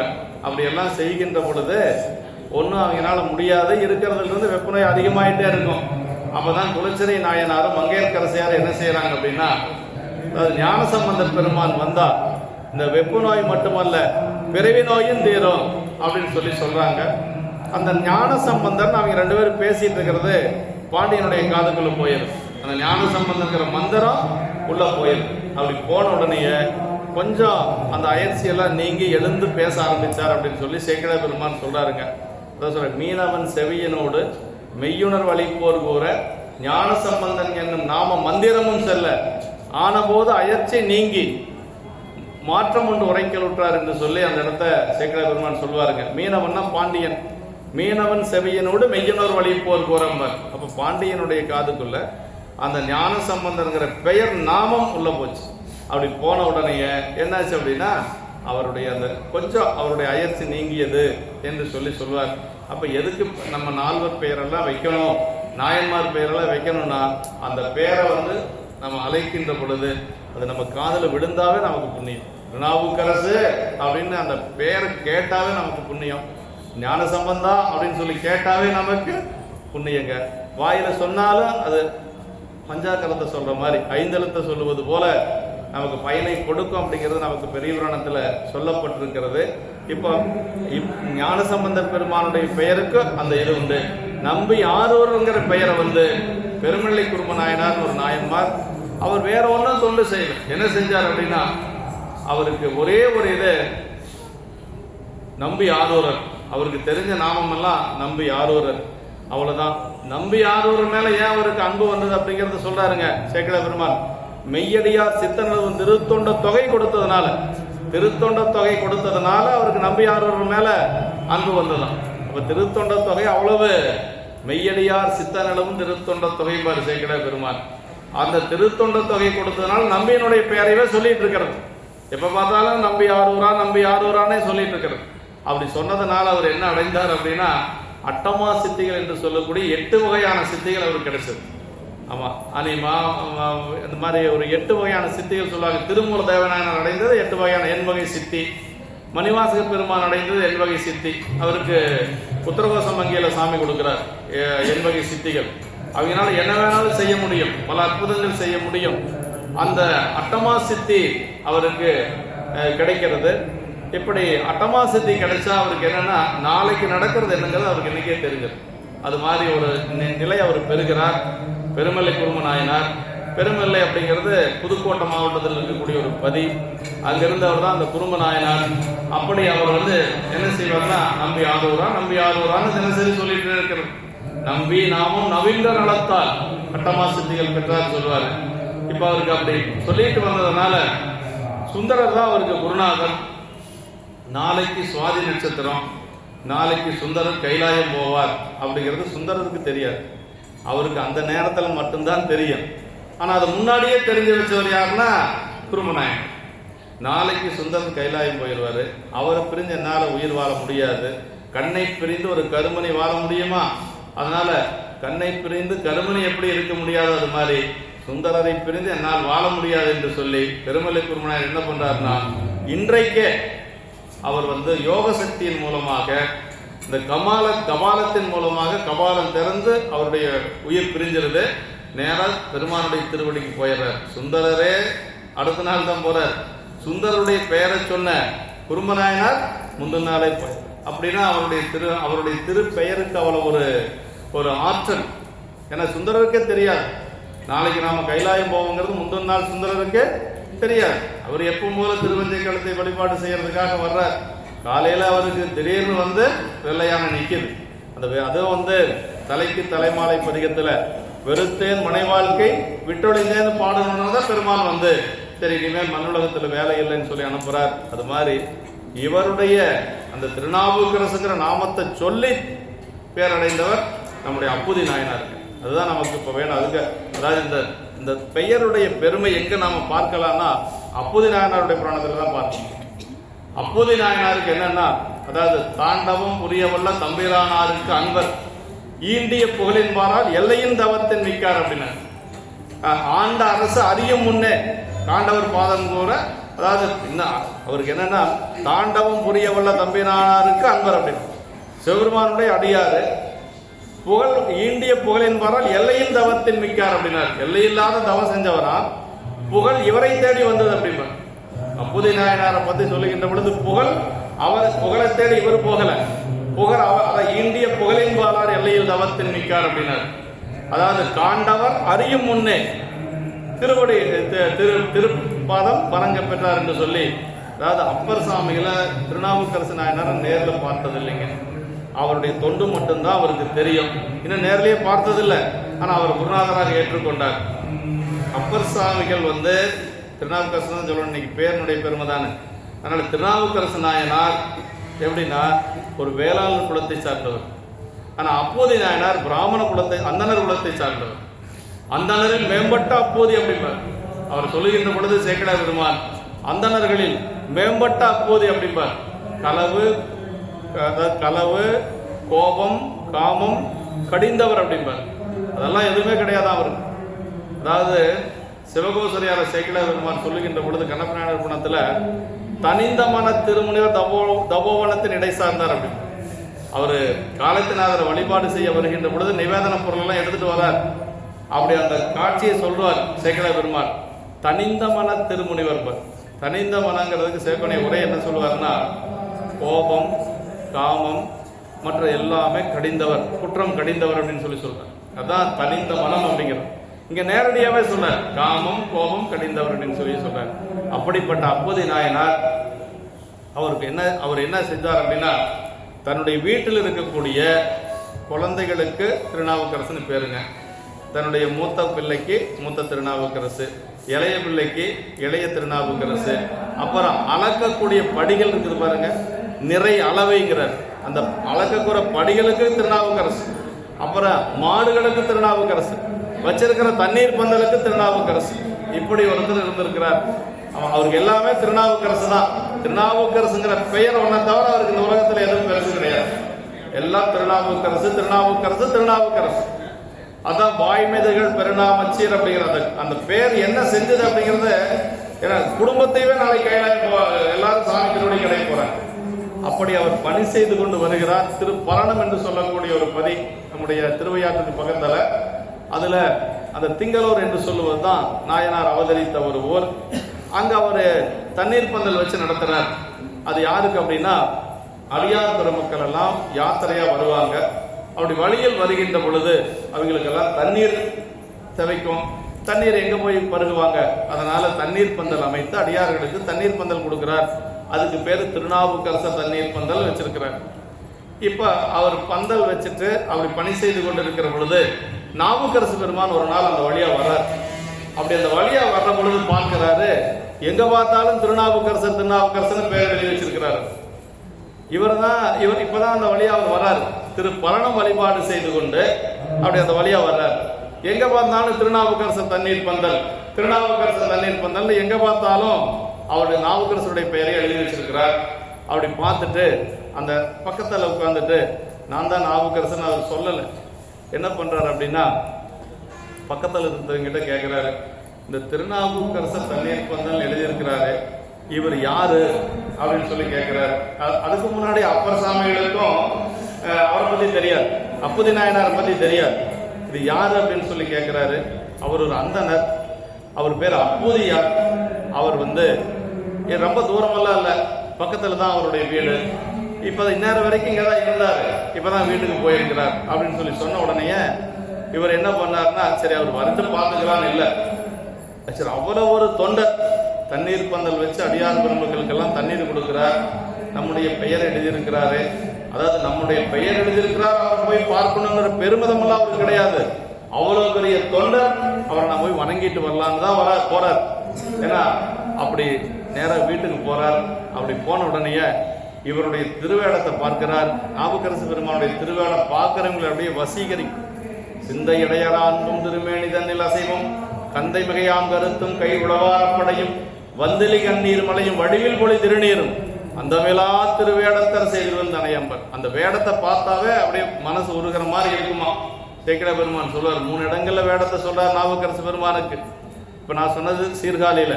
திரு அதிகையில சொல்றார், தூய வெந்நீர் துதைந்தமன் மேனியும் தாழ்வடமும் நாயகன் சேவடி தைவரும் சிந்தையும் நைந்துருகி பாய்வது போல் அன்மநீர் பொழி கண்ணும் பதிக செஞ்சொல் மேய செவ்வாயம் உடையார் புகுந்தனர் வீதியுள்ளே அப்படின்னார். எப்பொழுதும் உடம்பு பூரா திருநீர் பூசிருப்பாராம். அப்படி உடம்பு பூரா திருநீர் பூசிட்டு அப்படியே கண்ணீர் மலையா வருமா. அந்த கண்ணீர் மலையும் அந்த திருநீர் சேர்ந்து ஒரு வண்டல் போல இருக்குமா. வெந்நீற்று வண்டலாட அப்படின்பாரு சேக்கிழ பெருமான். அப்படி அந்த கண்ணீரும் வெந்நீரும் சேர்ந்து ஒரு வண்டல் போல காட்சி அளிக்குமா நாவுக்கரசு பெருமானுடைய திருமேனியில. அப்படி அவருடைய வேடம் அப்படி இருக்குது. அப்படியே அந்த வேடத்தை பார்த்த உடனே அப்பர் சாமிகள் அவரு வணங்குறாரு. என்ன தவம் செய்தோம், நாங்கள் செய்த தவம் என்ன, சாமி இங்க இருக்கிறீங்க, என்ன காரணம் அப்படின்னு சொல்லி கேட்கிறாரு. அவரும் வணங்குறாரு. அப்பர் சாமிகளும் அந்த இடத்துல என்ன சொல்வாருன்னா, மற்றவர்கள் வணங்காமல் அடி வணங்கும் திருநாவுக்கரசர் பாருங்க. அதாவது அவருடைய குணம் என்னன்னா, குழந்தையா இருந்தாலும் சரிங்க, திருநீரும் உருத்தராக்கம் இருந்தா முதல்ல அப்பர் சாமி வணங்கிடும். அது சின்ன குழந்தையா இருந்தாலும் சரி, அதை பத்தி அவருக்கு கவலை இல்லை. அது வாய்ப்பு நேரம் இருந்தா அந்த பின்னாடி சந்தீப்பை பத்தி கொஞ்சம் பேசலாம். இப்ப அப்புதி நாயனாருடைய புராணத்துக்கே வரணும். அப்படி பார்த்த உடனே அவரை உபசரித்து அமரச் செய்யறாங்க. அவரும் அமர்ந்திருக்கிறார். வந்த உடனே தண்ணி எல்லாம் கொடுப்பாங்க இல்லையா, அதெல்லாம் உபச்சாரம் எல்லாம் முடிந்ததுக்கு பிறகு அப்பர் சாமி பேச ஆரம்பிக்கிறார். என்ன சொல்றார் அப்படின்னா, சாமி நீங்க ஒரு தண்ணீர் பந்தல் வச்சிருக்கிறீங்க, அது சிவனடியார்களுக்கெல்லாம் நீர் கொடுக்கக்கூடிய ஒரு தண்ணீர் பந்தல். அந்த தண்ணீர் பந்தல்ல நீங்க உங்க பேர் எழுதாம இன்னொரு பேர் எழுதியிருக்கிறீங்களே, என்ன காரணம்? இதுதான் அவர் கேட்டார். அவருக்கு வந்த கோபத்துக்கு அளவே இல்லைங்க. ஏன்னா திருநாவுக்கரசுங்கிற பேரை இன்னொருவர் பேர்னு சொல்றதா அவர் சொல்றாரு பாருங்க. ஆரணியும் சடைமுடியார் அடியார்க்கு நீர் அமைத்த தண்ணீர் பந்தலில் நும்பேர் எழுதாதே வேறொருவர் பெயர் எழுதியன் காரணம் என்ன என்று சொல்லி அது சொல்றார். கோதில் மொழி கொற்றவனார் அப்படின்பார் அந்த இடத்துல. அவரோட அப்பர் சாமியில சொல்லுகின்ற கூட திருநாவுக்கரசு நாயனார கோதில் மொழி கொற்றவனார் அப்படின்னு சொல்லுவார். அப்படி கேட்கிறாரு, உங்க பேர் வைக்காத இன்னொருத்தர் பேர் வச்சிருக்கிறீங்களேன்னு கேட்டதுதான் அவருக்கு வந்தது கோபம். ஏன்னா அவர் குருநாதரா ஏற்றுக்கொண்டிருக்கிறார். இன்னொன்னு திருநாவுக்கரசுங்கிற பெயரை அப்படி சொல்லலாமா சொல்றார். நன்றருளி செய்தியிலே கோபம் வந்துருச்சு. நன்றருளி செய்தி முதல்ல என்ன சொன்னார்னா காமம் கோபம் கடிந்தவர். இங்க கோபம் வருது. ஏன் கோபம் வருது? குருநாதர் அப்படி சொன்னதுனால. இன்னொன்னு திருநாவுக்கரசுங்கிற அந்த பெயரை சொன்னதுனால அவர் கோபம் வந்தது. அதான் சொல்றார். நன்றருளி செய்திலீர் நானில் அமன் பதகருடன் ஒன்றிய மன்னவன் சூழ்ச்சி திருத்தொண்டின் உரைப்பாலை வென்றவர்தன் பெயரோ வேறொரு பெயர் என வெகுண்டார் அப்படின்னு வெகுழ்வார் அப்படின்னு சொல்றாரு. கோபம் வந்துருச்சு. அதான் சொல்றாருங்க, ஒன்றிய மன்னவன் சூழ்ச்சினார். எத்தனை சூழ்ச்சிகள் அவருக்கு பண்ணாங்க. எங்க நம்முடைய திரு அதிகையில அவர் சமணத்துல இருந்து அந்த சைவத்திலிருந்து சமணம் போயிட்டாரு, மீண்டும் சமணத்திலிருந்து சைவத்துக்கு வந்தார் இல்லைங்களா? அப்படி வந்த உடனேயே அந்த இடத்துல பாருங்க, அந்த மன்னன் சொல்றா, மருள் கொண்ட மன்னவனும் மந்திரிகள் தமை நோக்கி தெருள் கொண்ட அவர் சொன்ன தீயோனை செருவதற்கு பொருள் கொண்டு விடாது என்பான் கொடுவார் என புகன்றார் அப்படின்னார். அந்த காலத்திலே 7ஆம் நூற்றாண்டிலேயே என்ன சொல்லியிருக்கிறாங்கன்னா, பணத்தை வாங்கிட்டு குற்றவாளி விட்டுற போறாங்க பாருங்க. பணத்தை வாங்கிட்டு குற்றவாளி விட்டுற போறாங்க, பத்திரமா அவனை கொண்டு வாங்கடா அப்படின்னு சொல்லி அரசன் சொல்லியிருக்கிறான். அதான் சொல்ற, மருள் கொண்ட மன்னவனும் மந்திரிகள் தமை நோக்கி தெருள் கொண்டு அவர் சொன்ன தீயோன்னு சொல்றான். மனசாக அவன் தீயோன்னு சொல்லியிருக்கிறான். அப்பர் சாமிகள் அப்படி சொல்லலாமா? சொன்னதை சொல்றதுக்கே நமக்கு வாய் வரமாட்டேங்குது. அப்படி சொல்றான். செருவதற்கு பொருள் கொண்டு விடாது என்பால் கொடுவாரும் என புகன்றான் அப்படின்னா. பணத்தை வாங்கிட்டு விட்டுறாதீங்கடா, அவனை பத்திரமா கொண்டு வாங்க, தண்டனை கொடுக்கணும் அப்படின்னு சொல்றான். அந்த தண்டனை என்னென்ன தண்டனை எல்லாம் கொடுத்தாங்க அப்படின்னா, ஏன்னா அதை எப்படி வென்றார் அப்படிங்கிறது அப்போது நாயனார் புராணத்தில் இருக்கு. முதல்ல அவரை அழைத்து கொண்டு வந்து என்ன செஞ்சாங்க அப்படின்னா, 7 நாட்கள் சுண்ணாம்பு காலவாயில் வச்சிருந்தாங்க. 7 நாட்கள் முதல்ல சுண்ணாம்பு காலவாயில் 7 நாட்கள் வச்சிருந்தாங்க. அப்படியே 7 நாள் கழித்து அரசன் சொன்னான், திறந்து பாருங்க, சாம்பல் கூட மிச்சம் இருக்காது அப்படின்னு சொல்லி திறந்தா, அப்படி ஒரு அமிர்தத்தை உண்டு தெளிவு பெற்றா எப்படி இருப்பாங்க ஒருத்தர், அது மாதிரி இருந்தாராம். அப்படி தலன்னு இருந்தாராம். சமணர்களை பார்த்த மன்னன் இப்படி பார்த்தான். சமணன் சொன்னானா, நாம சொல்லி கொடுத்த மந்திரத்தை சொல்லி தப்பிச்சுட்டான். அவனை விட்டு கொடுக்க முடியல அவனுக்குனால. நாம சமணத்தில் இருக்கிற பொழுது நம்ம கிட்ட மந்திரத்தை எல்லாம் கத்துட்டான், அதை வச்சு அவன் தப்பிச்சுட்டான் அப்படின்னு சொல்லியிருக்காங்க. ஆனந்த வெள்ளத்தின் இடைமூழ்கி அம்பலவர் தேனுந்து மலர்பாதத்து அமுதுண்டு தெளிவெய்தி ஊனந்தான் இளராகி உகந்திருந்தார் அவை கண்டே ஈனம் அடைந்துள்ளது என்ன அதிசயம் என்றார் அப்படின்னார். சுண்ணாம்பு காலவாயினுடைய வெப்பம் எவ்வளவு இருக்குன்னு தெரியுங்களா? சுண்ணாம்பு சூளைன்னு சொல்லணும் இல்லையா? 200 டிகிரி டெம்பரேச்சருக்கு மேல இருக்கு. அதுல இருந்து தப்பிக்க முடியுமா? ஆனா அப்படியே அப்பதான் பாடினார், மாசில் வீணையும் மாலை மதியமும் வீசு தென்றலும் வீங்கிழ வேணிலும் மூசு வண்டரை பொய்கையும் போன்றது ஈசன் எந்தை இணையடி நிழலே அப்படின்னார். உள்ள என்ன நினைச்சிட்டு இருந்தாரா, ஈண்டு வரும் தீங்குளவோ ஈசன் அடியார்க்கு அப்படின்னு சொல்லி மூண்டமனம் நேர் நோக்கி முதல்வனையே தொழுந்திருந்தார் அப்படின்னார். அப்படி பெருமானையே தொழுதிருந்தா நமக்கு துன்பம் வராது அப்படிங்கிறார். நாவுக்கரசு பெருமான் இந்த இடத்துல சொல்றாருங்க, அதாவது பெருமானுடைய திருவடியே நினைச்சிட்டு இருந்தாரா. அதனால அந்த சுண்ணாம்பு காலவை எப்படி இருந்தது அப்படின்னா ஒரு பொய்கையை போல இருந்தது அப்படின்னு சொல்றாரு.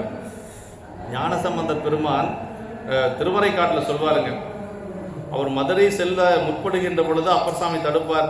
இன்னைக்கு நாளும் போலும் சரியில்லை, சமணர்கள் ரொம்ப வஞ்சனையுடையவர்கள், அங்க போகாதீங்கன்னு சொல்ற பொழுது என்ன சொல்றாருன்னா ஞானசம்பந்த பெருமான் ஒரு உரைப்பு பாருங்க. 10 வயசு அந்த குழந்தைக்கு, 10 வயசு குழந்தை 80 வயசு நாவுக்கரசு பெருமான் சொல்றார்.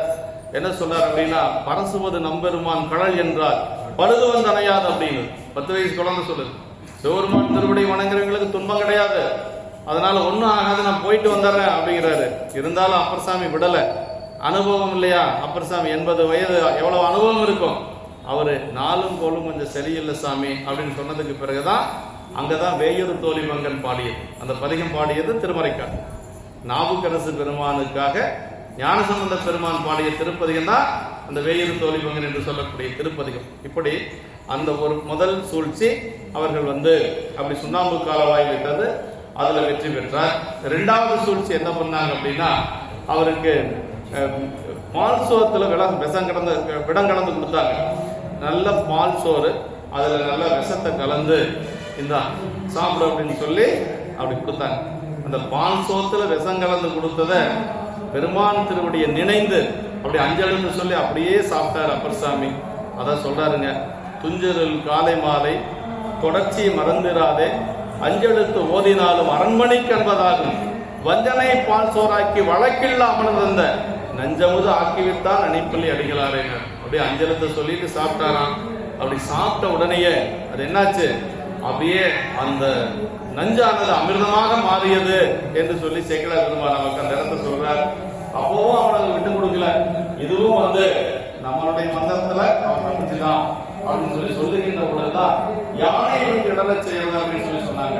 என்ன பண்றதுன்னா, கழுத்தளவு குழி வெட்டிங்க, அப்படி கழுத்து மட்டும்தான் நம்ம மட்டும்தான் மேல இருக்கு, அப்படி குழியில இறங்கிட்டாங்க. மேல இருந்தா எந்த சொல்லிருப்பாருன்னு சொல்லி அப்படிலாம் போட மாட்டார். அவர் அழைத்து கொண்டு வர சொல்ற பொழுது என்ன சொல்றாருன்னா, நாமாட்டம் குடியலும் நவயங்கம் அப்படின்னா, அதாவது எனக்கு தலைவன் சிவபெருமான், ஓமாக்கே நாம் என்று மீனா ஆளாய் பொய்வார் சேவடியை புரியலாமே அப்படின்னாரு. அந்த திருத்தாண்டகம் பாருன்னு சொல்ற, நாமாக்கும் குடியலும் என்றெடுத்து நான்மறையின் கோமானை நதியனுடன் குளிர்மதுவார் சடையானை தேமாலை செஞ்சாமலில் செலுந்திருத்தாண்டகம் மாறி ஆமாறு நீர் அழைக்கும் அடைவலம் என்று அருள் செய்தார் அப்படின்னார். அரசன் அழைக்கக்கூடிய நிலையில நான் இல்ல, வரமாட்டேன்னு போய் சொல்லு அப்படின்னாரு. அந்த திருத்தாண்டகத்துக்கு மர்மான திருத்தாண்டகம்னு பேருங்க. அதுக்கு எத்தனை அடைமொழி சொல்றாரு தெரியுங்களா சேக்கிழார் பெருமான்? தேமாலை செந்தமிழின் செழுந்திருத்தாண்டகம் பாடி அப்படின்னாரு. இத்தனை அடைமொழி சொல்றாரு அந்த திருத்தாண்டகத்துக்கு. அதை பாடி வர முடியாதுன்னு சொல்லு அப்படின்னாரு.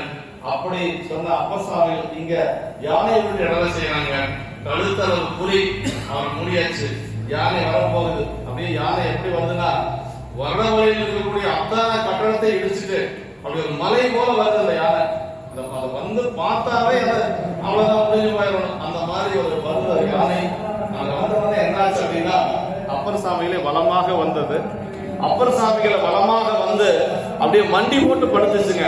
அதுக்கு என்ன காரணம் அப்படின்னு சொன்னா, இவர் அப்படியே இப்படி பார்த்தாரா அப்பர் சாமிகள். அதுக்கு பேரு நயன தீட்சைன்னு பேருங்க. அதாவது ஒரு குருநாதர் தீட்சையின் மூலமாக நம்முடைய மலங்களை மாற்றுவது. யானைக்கு இருந்த அந்த மலமே போயிடுச்சு. அப்பர் சாமிகளுடைய திருநாக்கு இப்படி பட்ட உடனேயே இந்த யானை என்னாச்சு, அவரை தாக்குவதற்காக வந்த யானை அப்படியே மண்டி போட்டது. அப்படின்னா குருநாதருடைய திருநோக்கத்துக்கு அவ்வளவு ஒரு ஆற்றல் இருக்கு. அதனாலதான் நம்ம சன்னிதானங்கள் குருநாதர் எல்லாம் வந்தாங்கன்னா அவங்க திருவடிகள் விழுந்து வணங்கணும். அவங்க முன்னாடி போய் நின்று நாம அவங்களுடைய திருப்பார்வை நம்ம மேல படணுங்க. இப்ப அப்பர் சாமிகள் பார்த்த அந்த பார்வை இருக்குது பாருங்க, அப்படியே அந்த பார்த்தோம்னா யானையினுடைய தன்மை பூரா போயிடுச்சு. அது ஒரு பக்குவமான ஒரு நிலைக்கு அப்படியே மண்டி போட்டு அது யார் ஏவினார்களோ அவர்களை போய் தாக்குச்சு. சமணர்களை எல்லாம் தாக்கி அழித்து கொண்டு சென்றது. அதற்கு பிறகு மீண்டும் ஒரு சூழ்ச்சி செஞ்சாங்க. கல்லுல கட்டி நல்ல இறுக்கமா கட்டி நடுக்கடலை கொண்டு போட்டுடலாம், அப்புறம் எப்படி வர முடியும்னு பார்க்கலாம் என்று சொல்லி, அதுதான் கடைசியாக நான்காவது சூழ்ச்சி. கல்லுல கட்டி கடல்ல போட்டது. அப்படி கூட நடுக்கடல்ல இறக்குனாங்க. அப்ப இறக்குற பொழுதுதான் சொற்றுணை வேதியன் சோதிவானவன் கொற்றுணை திருந்தலை பொருந்த கைதோல கற்றுணை கூட்டியோர் கடலில் பாய்ச்சினும் நற்றுணையாவது நமச்சிவாயம். அங்கே நமச்சிவாயம் தான். அதாவதுங்க எல்லா பக்கம் அவர் அந்த மந்திரத்தை சொல்லித்தான் வந்தாருங்க. இதுல ஒரு நுட்பம் எங்க குருநாதரையா சொல்லுவார், சொக்கலிங்கையா என்ன சொல்லுவார்னா, எல்லா இடத்துலையும் அப்பர் சாமிகளை சொல்லுகின்ற பொழுது சேக்கிழார் பெருமான் உளவாரப்படையோட சொல்லுவாரு. ஆனா திருவதிகளை மட்டும் உளவாரம் இல்லாம சொல்லுவாரு. அதுக்கு சான்று இருக்கு. அந்த 3 வேடத்தை சொல்றாரு பாருங்க. தூய வெண்ணீர் அப்படிங்கிறது தான் திருவதிகளை சொன்னது. அங்க உளவாரம் சொல்ல மாட்டார். தூய வெண்ணீர், துதைந்த பொன்மேனியும் தாழ்வடமும் நாயகன் சேவடி தைவரும் சிந்தையும் நைந்துருகில் பாய்வது போல் அன்பு நீர் பொழிகண்ணும் பதிக செஞ்சோல் மேய செவ்வாயும் உடையார் புகழ்ந்தனர் வீதியில். உளவாரங்கள் வரல இல்லைங்களா? திருநீரை சொல்றாரு, கண்ணீரை சொல்றாரு, அப்புறம் பெருமானுடைய திருவடியை நெஞ்சுக்குள்ள வச்சிருந்தாருன்னு சொல்றாரு. 2வது வேடம் எங்க சொல்றாருன்னா சீர்காழியில் சொல்றாரு. அங்க உளவாரம் வருது பாருங்க.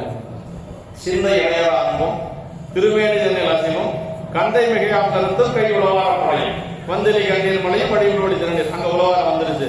3வது எங்க சொல்றாருன்னா திருவாரூர்ல சொல்றாரு.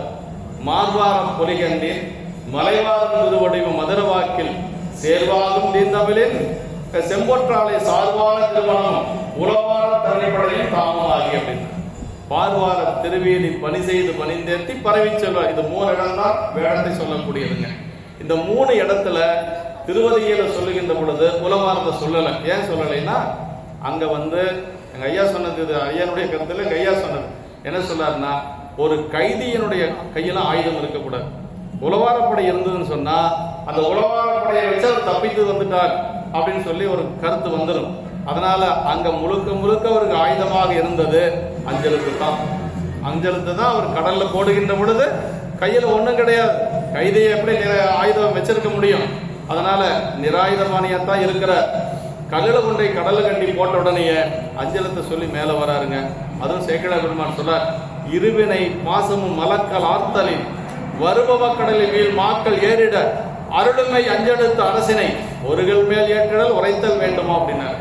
அதாவது இருவினை பாசமும் மும்மலக்கள் ஆர்த்தலின் வருபவ கடலில் வீழ் மாக்கள் ஏறிட. இப்ப நமக்கெல்லாம் 3 மலங்கள் இருக்கு. நம்மெல்லாம் பிறவி என்று சொல்லக்கூடிய அந்த பிறவி கடல் அப்படியே தத்தளித்து கொண்டிருக்கிறோம். நமக்கே அஞ்செழுத்து சொன்னா பிறவி நீந்திடலாமா? அப்படி அஞ்செழுத்து சொன்னா பிறவி நீந்தக்கூடிய நமக்கே அந்த நிலை வருகின்ற பொழுது திருநாவுக்கரசு நாயனார அந்த கடல் அப்படி நிறந்தது பெரிய காரியம் அல்ல. அது ஒரு பெரிய காரியம் அல்ல. இன்னொன்னு, அவரை சுமப்பதற்கு வர்ணனம் செய்தன் மாதவம் அப்படின்பார் சேக்கிழ பெருமான். வருண பகவான் தவம் செஞ்சிருக்கணுமா? ஏன்னா நாவுக்கரசு பெருமான் அப்படி திரை கரங்களால் சுமப்பதற்கு அப்படின்னார். அந்த திரை கரங்களால் சுமப்பதற்கு வருணன் மாதவம் செய்தனன் என்று சொல்வார். இதையெல்லாம் எப்படி வென்றார் அப்படிங்கிறத அங்க சொல்றார். ஏன் அதுக்காக சொன்னோம்னா, அந்த பெயருடைய சிறப்புங்க சொல்றார். நானில் அவன் பதகருடன் ஒன்றிய மன்னவன் சூழ்ச்சி திருத்தொண்டின் உரைப்பாலை வென்றவர்தன் பெயரோ வேறொரு பெயர் அப்படின்னு. திருத்தொண்டின் உரைப்பாலை வென்றவர்தன் பெயரோ வேறொரு பெயர் என்று வெகுண்டார் அப்படின்னு சொல்றார். அப்படியே அவர் அது மீண்டும் சொல்றாரு அவருங்க. அதாவது நம்மை உடையவர் கலக்கில் நயந்ததிரு தொண்டாலே இம்மையிலும் என் போல் வாரும் தெளிய. அப்ப இந்த உலகத்துல நான் எல்லாம் உய்வடைய வேண்டும் என்பதற்காக செம்மை குறி திருநாவுக்கரசர் என்னும் திருநாமத்தை நான் வைக்கிற பொழுது வெம்மை மொழி யான் கேட்க விளம்பினீர் என்று சொல்லி, நீங்க சொன்னது கொடுமையான ஒரு மொழி, வேறொருவர் அப்படின்னு சொன்னது கொடுமையான ஒரு மொழி அப்படின்னு சொல்லி மீண்டும் அவருக்கு கோபம் வருகிறது. அதற்கு பிறகு மீண்டும் சொல்றார், பொங்கு கடல் கழுங்குதற்பில் போந்தேறும் அவர் பெருமை புவனத்தில் அறியாத மங்களமாம் திருவேணி நீதான் யார் எங்குறைவர் அப்படின்னு. திருநாவுக்கரசரை பத்தி திருநாவுக்கரசரை பத்தி தெரியாதவங்க யாரும் கிடையாது. அப்படி இருக்கிற பொழுது திருவேணி இருக்கிறீங்க. ஏன்னா இதில் நான் அதிகமாகவும் போக முடியாது. ஏன்னா திருநாவுக்கரசரை பத்தி ஆரூரன் பேசுறேன். அவருக்கு தலைப்பே மங்களமாம் திருவேணி இல்லைங்களா? இருந்தாலும் இந்த பெயருடைய பெருமைக்காக நான் சொல்லி அதனால சொல்றேன். பொங்கு கடல் போந்தேறும் அவர் பெருமை மனத்தில் அறியாதார் யாரோ என்று சொல்லி, அப்ப அவருடைய பெருமை அறியாதவங்க யாருமே இந்த உலகத்துல கிடையாது என்று சொல்லுகிறார். அதுக்கு மேலே நாம சொல்லாம இருந்தா நல்லா இருக்காது. நீ அதுக்கு மேல என்ன நடக்கணும்னு தெரியாது. அவ்வளவு கோபத்தில் இருக்கிறார் அப்போது நாயனார். அப்பதான் அவர் சொல்றாரு, என்ன சொல்றாரு அப்படின்னா, பிறதுறையில் நின்றேற அருள் பெறும் சோலையினால் அடைந்தொய்ந்த தெருளும் உணர்வில்லாத சிறுமையே ஞான் அப்படின்னா. எவ்வளவு அடக்கமா இருக்கு. தெருளும் உணர்வில்லாத சிறுமையே ஞான் அப்படின்னாரு. அந்த ஆள் நான் தான். நீங்க சொல்லக்கூடிய அந்த அந்த பிறதுறையில் நின்றேற சமணத்துல போய் அங்கிருந்து மேல வர முடியாத தத்தளித்து அந்த சிறுமையன் யாருன்னா நான் தான் அப்படின்னு சொன்ன உடனே அவர் பெற்ற இன்பம் இருக்குது பாருங்க. அந்த இன்பத்துக்கு அளவே இல்லை. அவர் பெற்ற இன்பத்துக்கு அளவே சொல்ல முடியாது. என்ன சொல்றாருன்னா, ஒரு உதாரணம் சொல்லாருங்க. ரொம்ப சாப்பாட்டுக்கே இல்லாத ஒருத்தன், ரொம்ப அவனுக்கு பஞ்சம், சாப்பாட்டுக்கு வழி இல்லை. அவனுக்கு ஒரு சங்கநிதி 11 என்று சொல்லக்கூடிய 2 செல்வம் கிடைச்சா எவ்வளவு மகிழ்ச்சி அடைவானோ அது மாதிரி மகிழ்ச்சி அடைஞ்சாராம் அப்போதி நாயனார். சொல்றாருங்க, அற்றவர்கள் அருணியம் பெற்றார் போல் மகிழ்ந்தார் அப்படின்னு சொல்லுவாருங்க. ஒண்ணுமே இல்லாதவனுக்கு குபேரனுடைய செல்வம் 2 கையில கிடைச்சா எப்படி இருக்கும்? அவ்வளவு மகிழ்ச்சி கடல் இருந்தார் அப்போதி நாயனார் என்று சொல்லி அப்படியே அந்த இடத்துல ஆனந்த கூத்தாடுறாரு. எல்லா சொந்தக்காரரையும் அழைத்து கொண்டு அவர் அப்போது அப்பசாமிகளை வணங்க வைத்தார் என்று சொல்லுகிறார். இப்படி எல்லாம் அப்படி இருக்கின்ற பொழுதுதான் அவருக்கு திறமுது செய்யணும் என்று சொல்லி அவர்கள் எல்லாம் ஏற்பாடு செய்யறாங்க. அதெல்லாம் அந்த ஆதோரன் உங்களுக்கு விளக்கமா சொல்லிடுவார். ஏன்னா அந்த பெயருடைய சிறப்பு என்ன அப்படிங்கிறதுக்காக தான் நான் சொன்னேன். இந்த திருநாவுக்கரசுங்கிற பெயர் அவ்வளவு சிறப்புடையது. அதற்கு பிறகு அந்த ஒரு இடம் மட்டும் நான் சொல்லியிருக்கேன். அப்படி சரிதான், எல்லாத்துக்கும் தெரியும் தானே. அது மூத்த திருநாவுக்கரசு போய் இலையறிந்து கொண்டு வருகிறது.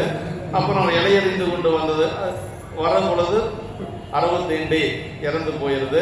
அதற்கு பிறகு ஒன்றுகளாம் பதிகம் பாடி அந்த குழந்தை உயிர்ப்பிக்கின்ற பொழுது அந்த குழந்தை உயிரோட வருது.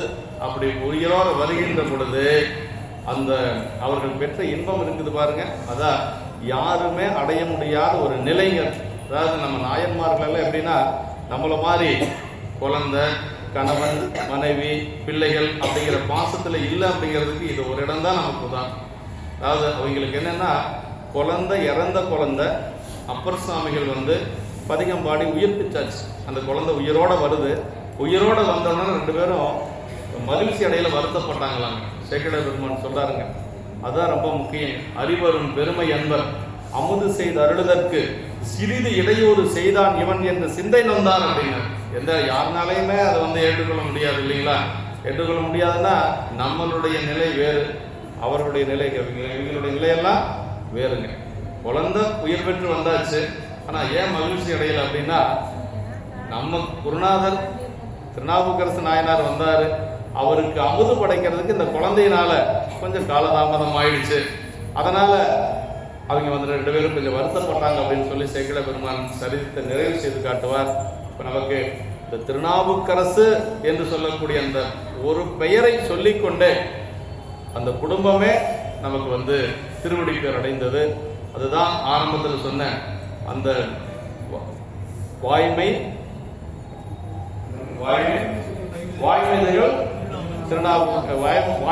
பெருநாமச்சீர் அப்படிங்கிறது. அந்த வாய்மை செயல் அப்படிங்கிறதுக்கு சேர்க்கக்கூடிய உரை என்ன சொல்றாரு அப்படின்னா, வாய்மையை தருகின்ற வாய்மைனா என்னங்கிறதுக்கு என்ன சொல்றாருன்னா, அதாவது சிவபோகமாகிய சிவானந்தம் அப்படிங்கிறாரு. சிவபோகம் அப்படின்னு என்னன்னா அதுதான் முடிந்த நிலை, நம்முடைய ஞானத்துல முதிர்ந்த நிலை சிவபோகம் என்று சொல்லி நமக்கு அந்த நாவுக்கரசர் அப்படிங்கிற பெயரை சொன்னாவே நமக்கு முக்தி கிடைக்கும் என்று சொல்லி இந்த அளவில் நாம் நிறைவு செய்து கொண்டு எம்பெருமான் திருநாவுக்கரசு நாயனுடைய திருவடிகளை மீண்டும் ஒருமுறை மனமொழி மைகளாலே வணங்கி இந்த மார்கழி வழிபாட்டிலே கலந்து கொண்ட அடியார் பெருமக்களுடைய திருவள்ளியை வணங்கி பெருமானுடைய திருவருளை வணங்கி நிறைவாக்கிறோம். என்றும் இன்பம் பெருகும் இயல்பினால் ஒன்று காதலை துள்ளமும் ஓங்கிட மன்றுளார் அடியார் அவர் வான்புகள் நின்றதெங்கும் நிலவி உலகலாம். திருச்சிற்றம்பலம். பல்வேறு இடையூறுகளுக்கு இடையில ஐயாவும் நிகழ்ச்சி நடத்தி இன்னைக்கு சமரிமலை கொடுக்குங்களா?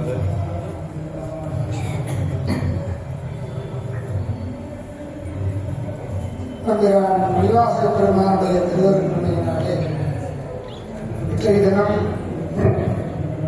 கொங்கு நாட்டிலே எவ்வளவோ அடியார்கள் இருந்தாலும் நம்முடைய அன்பர்களுக்கு அடிக்கடி சொல்லுவது உண்டு, நூலை படிப்பவரிடத்திலெல்லாம் நாம் பாடம் கேட்கக்கூடாது, படித்தவர்கள் சொல்ற இடத்திலெல்லாம் பாடம் கேட்கக்கூடாது, படித்து சொல்றவர்கள் வாழ்ந்து கொண்டிருப்பவர்களுடைய இடத்துலதான் பாடம் கேட்கும். ஏன்னா நம்முடைய பெரியவர்கள் இப்படித்தான் நம்மை வழிநடத்துகிறார்கள். பட்டிமன்ற பேச்சாளர்கள், சிறப்பு